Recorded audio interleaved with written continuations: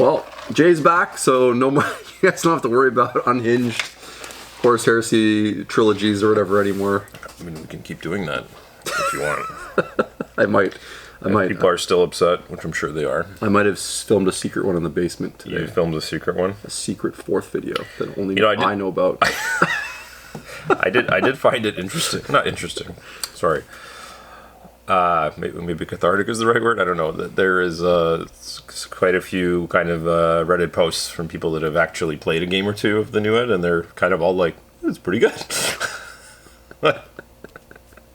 They wrote like whole essays like, "Hey, this was good. This is good too." Yeah, you got like guys like Rob Symes popping up with a new channel, being like really positive about the new edition, and I'm like, it's nice to see like positive people on the internet actually being like. That's not us, obviously. Well, I mean, I feel like we get it from both sides. You know what I mean? Like, I feel like our message overall is positive. Yeah. Yeah. Jay's not really sure about that. I feel like your message is I'm the condescending one obviously, or whatever. Yeah. I don't have my shades today. I know you tried. I tried. You tried to do that, and the fans saw right through you. They were like, "This, just get stop Jay it." back." Yeah, that's true. Chris is really bad at being condescending. Man, yeah, I try. Yeah, but this video is obviously not about Horus Heresy, but it was kind of funny that the week just turned into like, well, I thought I was done talking about this, but I guess I'm not, so I'll make another video. I'm mostly annoyed that it happened while I was away because it gave you really easy work content to do. It did, certainly. I wish it happened while you were away so that I could have easy content. While I'm away, I'll make sure that I manufacture a crisis. You manufacture a crisis. I'll get on Reddit and stir up the pot or whatever. Okay, that's good. That's good. I'll take it. So, speaking of other more niche games. Oof, I've already offended everyone. Old World. Oh, yeah. Old World. Super niche. Yeah. Super. Like, I didn't say super. No, I said super. Yeah, you did, yeah. I guess we were right again. Like, we kind of predicted that this would be... We kind of gave ourselves a bit of an easy kind of like, this is a couple things they could do. This is the most likely thing we think they will do, which is like, if you can go back and watch that video where we did like, where's the Old World going in the future? I think we did that after Cathay was announced or launched. And one of the things we said, which was probably the most likely, is a second round of journals for all the factions that may or may not include like a couple new minis here and there. Yeah. So that's what they're doing. Yeah. Yeah. It kind of makes sense that they can go through the rotation again. That buys them more time of releases. And I think the huge rush is done now. Because like, okay, we gave all the 9 factions something like books and models already, and off you go, and now they can kind of be more.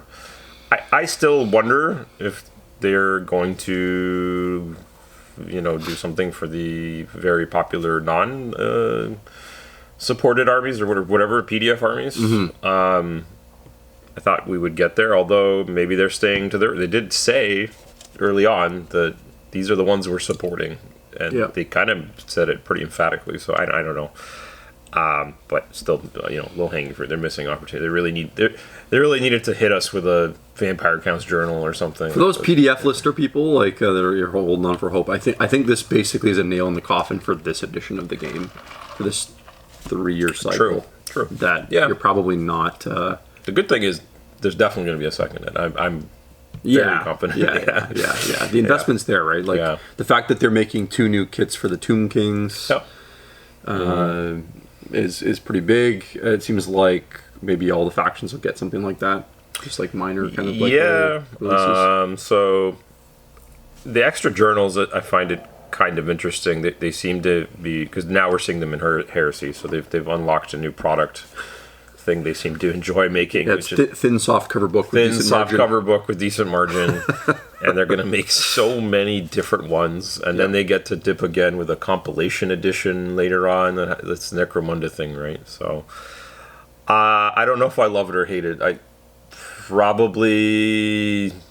Yeah, once you're 2 or 3 journals deep into your army, you're gonna hate it. It's definitely it's not good for new people. It's definitely emblematic of the times in the sense that like people, whether or not people will admit to this, I think we see it all the time where there is this like demand for constant like new stuff, right? That's why we make 6 videos a week. Jeez, do we really? Yeah, we do actually 6 videos between the two channels. Yeah. Holy cow! How do we actually run a store and do this? Well, probably because it's very low effort. And the video, they're not very good. So that's the effort Jay's putting in today, especially. Yeah, exactly. Like our average views are going to crater now. Plummeting. Yeah. Yeah, I think the demand, whether people admit it or not, for there to be constantly something new coming out, in order to like basically validate that group of people that participates in that hobby, it makes that game feel alive and thriving, and whether or not you like use the content or even like buy it, it gives this like idea that they're doing something, right? And that's fully on display now with Games Workshop. Like we've like completely morphed into the video game company where it's like patches. When's the next patch? When's the next journal coming out? Right? Or When's this the next battle pass FAQ season coming out? Yeah. And it's another. The journals are your battle passes now. Yeah. And I mean, like, I'll go back to the my early days with Games Workshop working there. When Jay and I worked together at GW, 2008. Was when I started there, 2007 or 8 or something like that. And it was no different in the sense that like there were always discussions about like, the releases, and at that point it was usually a big monthly release, but they had like weekly things come out. And the idea being like these are points where we want to draw the customer into the store. So that they can basically be in a shop and maybe buy something, right? Like and I think what Games Workshop's identifying is that like obviously there's especially with these niche products like the Old World, Necromunda, Horus Heresy, is that they might those customers for many reasons, whether the fact they're like older gamers, been in the hobby a long time, whatever it is, they already have their collections maybe, aren't visiting the hobby store maybe as often, right? Like they might make a trip once a month or once every couple months or whatever. And I think by increasing the touch points and like putting out like more consistent releases, what they're doing really is giving people an incentive to come to the hobby shop a bit more often. Maybe then they pick up a couple paints, and have that, there's a bit more of those touch points, I guess, that happen. Sure. And this model, at least what they're doing with Old World, is other than the Cathay commitment, which like people were starting new armies, so that was like a lot more dollars up front. It's like this manageable bite. You're just like, oh, okay, yeah, I can get them. Even if you're like, in this case, maybe not even a Tomb King player, but maybe you have some minis and you haven't started the army, and you're like, it's a potential army in your closet or whatever that you could do. You're kind of like, oh, I'll go pick that up. It's only $30, Yeah, definitely. And that kind of stuff is effective for sure. It is, and even we like it here, to be honest, because it gives, like you said, exactly that. I mean, a person comes back in again. We have a few customers that basically grab every journal. I think it's worked great for that reason, right? Like it's this like I'm not trying to insult anybody by being like, oh, $30 is inexpensive. Okay, whatever. Everyone has their own idea about that, but like relative to the rest of the products, like $30 for a GW thing, to buy something from GW is pretty inexpensive. Yeah. And I think what it's led to, I think, is you're right, is it, and we could say it's been very successful in that sense, is like people just want them, like it's and I think too, like the size of them is relatively important because like they're very digestible. Yeah. Like when I look at the Horus Heresy journal, like I'm actually probably going to pick up all of them because for me it's a good halfway point between the sort of like generic kind of codex thing and like reading the Black Library novels. Because like it basically gives you like some new fluff that you didn't have before. The detail is a lot more interesting than just like the basic descriptions in the indexes or whatever. So you get a bit more like actual story, but you don't have to read like 300-400 pages. It's kind of like getting a higher end White Dwarf for a really specific topic. Very specific, kind of interesting. Yeah. So it does allow them to for those to be less cynical about it, right? Because a lot of people will be like, well, it's just their way to do DLC all the time. Yeah. It's like yeah. It is. Yeah. But I guess to the point of like where I think they're right is that I think people, whether you agree with the dollars or not, people would rather have it sprinkled out across the year and be excited at a bunch of different points than just have one big thick book once a year. Yeah, you know and what I then mean? nothing for months or whatever. Because I think it is about just keeping people engaged and interested and excited, and unfortunately, that's how it is now. Right? And anyway, the other main thing, as we saw, is we should, I mean, there's always some more old stuff they could relaunch, or made to order, etc. But going forward, it should be, the few minis they make should be bringing it. Like it sounds like anyway. Like if they're making. I mean, I kind of figured they'd keep making new Bretonians and new Tomb Kings because those were the kind of the thing when the edition launched, right? It was the whole like, look, we came back. You guys, we these are the two armies that got the least love, so whatever. But I think they're gonna do it, across. I have a genuine question. Hopefully we get that new High Elf something. Do you think we've seen the last Forge World or Advanced kit for Old World that's ever been made? Like, do you think they're gonna ever make a new one? Yeah, because these are all plastic. Yeah, I hope so. Although they made, but probably not. They're probably gonna keep doing it. Yeah, you think so? Because they did it, at least for this edition. Yeah. Because again, this stuff's already made in advance. So the fact that once they were making new heroes and models and even for the the one that I can constantly be like, it's got to be the sorry, again, purely from my perspective, from just like a fan or someone on the side, like the Fey Enchantress, the new one being a resin model. It's like, what are you doing? Like objectively, like how's that not a plastic? This is just so brain dead to do that. Like, it would. I know they always do this, the cost analysis. Well, we got to make sure we sell at least X to make it. I'm like, yeah, you would have doubled, tripled, quadrupled that anyway. Yeah. And I know that's easy to say, but so I think they're going to still do some. But I really hope that we get. I'm a very big proponent of the Forge World should really be about. At this point, I wish they just only made the really crazy luxury Titans and other random big monsters or something. Like I think they should stop with the. I think any foot hero, footer mounted hero, even the Primarchs now. Just stop it. Just let's go. Yeah, I think we're definitely trending. We're getting obviously off topic here, but that's what's fun about these open discussions is I think we're getting to the point where we might be within 5 to 10 years of just there being no more resin in the hobby. God, please, please. Because and this is maybe a fun discussion for a different video, but I'm stunned based on what other companies do, and I'm looking at the Lego company, I'm looking at the Gundam stuff. Mm-hmm. How is Games Workshop not going after more aggressively the whale money? Right. Oh yeah. You know what I mean? We say this so much, $600 or $500 big plastic kit that's single kit, a jillion pieces and is a Warlord Titan or something. Yeah. Yeah. It's there, right? Lego will make us a $700 Rivendell that is a billion pieces, and it's just for display and pure nerdum, and they'll sell out of it. Yeah. And they can do things that's also everything's limited, which is so they could just literally, if GW said we got this is a first edition plastic first edition plastic Warhound. You get a certificate. It comes with a little piece of paper inside. We're making 10,000. It's gonna be gone. Attention, Princep, you have been chosen. Yeah. It'll be gone in 5 minutes. No, 100,000%. So they could sell through easily. Yeah. But anyway, so the future's pretty bright there. And then along with the, I would say the biggest Old World. I know people are this is an Old World video. You guys are not dunking hard at all, really. It's true. I haven't said anything. It's very little. You said a couple offensive things. I haven't said anything. I just naturally do. I'm just. To be fair, Old World people, that's everything for Jay. So literally nobody's everything. safe.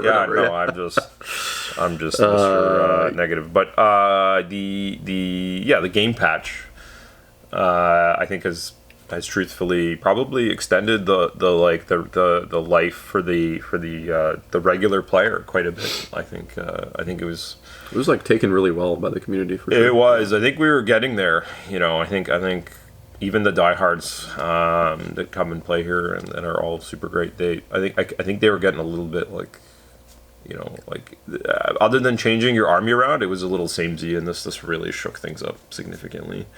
And that's a great commitment by, and then GW making the match play guide and stuff. Like, yeah, that's and actually, I could be wrong. I don't remember. I think GW released that game patch officially. Yeah, so it did. Yeah. So that's them looking at everything and stepping in, and yeah, it's like a brand new game. They haven't said that it's on a 3-year cycle, but like.